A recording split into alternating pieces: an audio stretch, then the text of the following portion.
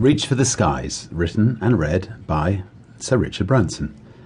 Well, when I was a young boy, we used to spend our summer holidays staying with my Aunt Claire in Norfolk. She was a close friend of Douglas Bader, the Second World War fighter ace who had lost both his legs in a plane crash. We would often go swimming in the mill pond at the bottom of her garden. Douglas would unstrap his legs and haul himself into the water. Seizing my chance, I used to run off with these tin legs and hide them in the rushes. There are few things more thrilling for a small boy than to be chased by a decorated war hero. Even better, I knew I could not be caught, or so I thought. I was about to learn that years of combat experience are a powerful weapon against horrid little boys. Legs or no legs, victory comes to the pilot, who tumbles out of the sun upon his enemy, holding his fire until the last possible second. I ran around the corner of my aunt's mill house and stopped dead, horrified, as this great barrel of a man, growling and gnashing his teeth, bounded towards me on powerful arms. I screamed for help. From her deck chair, Aunt Claire shot me a look that, had it been directed at an aeroplane, would have seen it plummeting into the ground. Good God, Richard, would you give Douglas back his legs?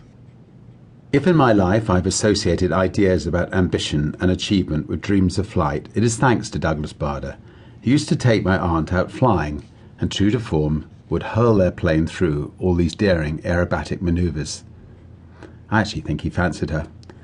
With his example before me, one of the great flying aces of the Second World War, was it any wonder that I turned out the way I did, always reaching for the skies?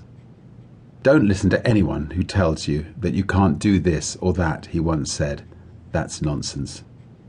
As far back as stories go, pioneers have reached for the skies. In the last 200 years, they have mastered the air, and today they're bringing outer space within our reach.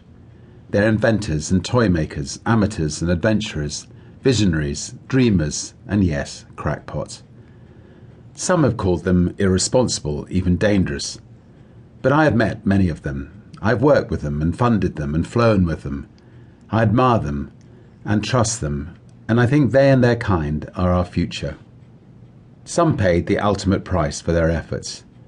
In 2006, I climbed aboard an English Electric Lightning supersonic jet with a South African pilot, Dave Stock.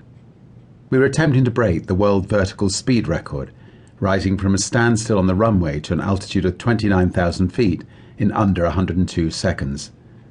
We missed the record by only 2 seconds, and Dave went on pushing the boundaries. In November 2009, at the Joburg Air Show in South Africa, Dave's Lightning failed. Hydraulic malfunction, he announced, cool and professional to the last. I'm bailing out. A second later, he said, I have ejector seat failure. Dave died with his plane as it crashed to the ground. He was in his 40s, and he had 2 children. Dave and others were my inspiration as I assembled this history.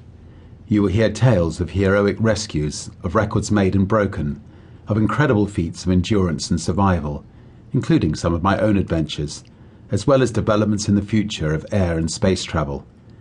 It is a story of pioneers, and of course it includes the world-famous Montgolfiers and the Wright brothers, but I also want to describe some of the lesser-known trailblazers, people like Tony Jannus, who in 1914 created the first scheduled commercial flight in the world, the Birdman Leo Valentin, who in the 1850s jumped from 9,000 feet with wooden wings attached to his shoulders, and my friend Steve Fossett, who dedicated his life to breaking records and having adventures. This is their story. It is also, in a small way, my own. It was a freezing January evening in 1997. At the Old Bush Stadium in St. Louis, Missouri, a man was about to attempt a solar circumnavigation of the world by balloon. Since we were competitors and I had not met him before, I decided to wish him luck and wave him off. When I arrived and saw the balloon, however, incredulity pushed every other thought out of my head. What madman, I wondered, would put their life at risk in this tub? This was no jet stream surfer. This was a balloon built to suffer the outrages of regular low-altitude weather. He expected to get around the world like this? In this?